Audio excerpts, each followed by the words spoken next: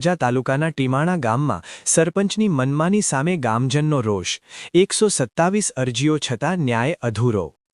ભાવનગર જિલ્લાના તળાજા તાલુકાના ટીમાણા ગામમાં સરપંચની મનમાની અને હુકમશાહી સામે ગ્રામજનોનો ભારે આક્રોશ સામે આવ્યો છે।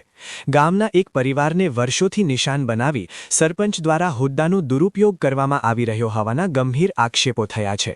પીડિત પરિવારે વર્ષ 2018થી અત્યાર સુધી તાલુકા પંચાયતથી લઈને મુખ્યમંત્રી કચેરી સુધી કુલ 127થી વધુ અરજીઓ કરી હોવા છતાં આજ દિન સુધી કોઈ ન્યાય મળ્યો નથી। આક્ષેપ મુજબ વર્ષ 2018માં કોળીપા વિસ્તારમાં યોગ્ય ખોદાણ કર્યા વગર બ્લોક પાથરી દેવામાં આવ્યા હતા, જેના કારણે વરસાદી પાણીના નિકાલનો ગંભીર પ્રશ્ન ઊભો થયો છે। સરપંચ દ્વારા કિન્નાખોરી રાખીને જેસીબી મશીન વડે બજાર વિસ્તારમાં વારંવાર ગેરકાયદે પુરાણ કરવામાં આવ્યું હોવાનો પણ ગ્રામજનોનો આક્ષેપ છે। પરિણામે કોળીપા વિસ્તારમાં આવેલા મકાનોમાં વરસાદી પાણી ઘૂસી જાય છે અને જનજીવન અસ્તવ્યસ્ત બની જાય છે। આટલું જ નહીં, રાજાશાહી સમયના ઐતિહાસિક ગઢને પાડી નાખી બજાર વિસ્તારની સ્થિતિ બગાડવામાં આવી હોવાના પણ ગંભીર આક્ષેપો થયા છે। અધિકારીઓ દ્વારા આપવામાં આવેલા હુકમોનું પણ સરપંચ દ્વારા પાલન કરવામાં આવતું નથી।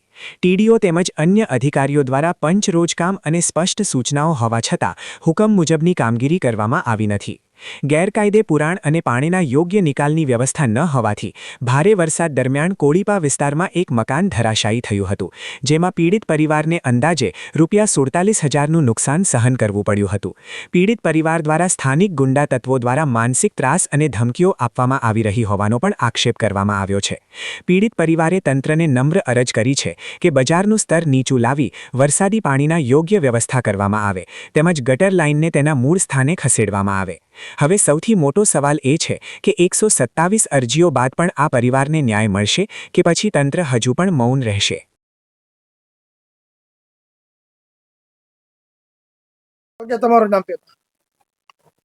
મારું નામ કનુભાઈ પાચાભાઈ ઢીલા, ગામ ટીમાણા, તાલુકો તળાજા, જિલ્લો ભાવનગર। કનુભાઈ, આ કયો વિસ્તાર છે ને મૂળ સમસ્યા શું છે? ચોમાસામાં કેવી તકલીફ થતી હોય?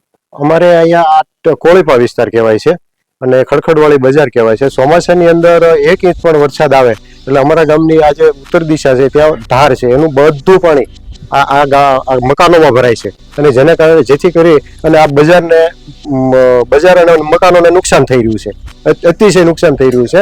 પણ અમે વારંવાર સરપંચ સાહેબશ્રીને, તાલુકામાં મામલતદાર સાહેબશ્રીને, ટીડીઓ સાહેબશ્રીને રજૂઆત કરી બજારની થોડી ઉતારી અને પાણી જે મકાનોમાં ગળી જાય છે એ પાણીને અમારે બજારે થઈ અને ગટર મારફતે બહાર લઈ જવાની ગણતરી છે, પણ અમારા જે સરપંચ છે એ અમારું ધાર્યું કરતા નથી। અને જે આ તમામ જે આખી લાઈન જે છે એ બધા લોકો પીડિત છે અને પોતે થોડાક એનાથી ડરે છે કે એની સામે કોઈ કઈ કરવા તૈયાર નથી। અમારા ગામના સરપંચ છે માસુકભાઈ ભગવાનભાઈ ભટ્ટ।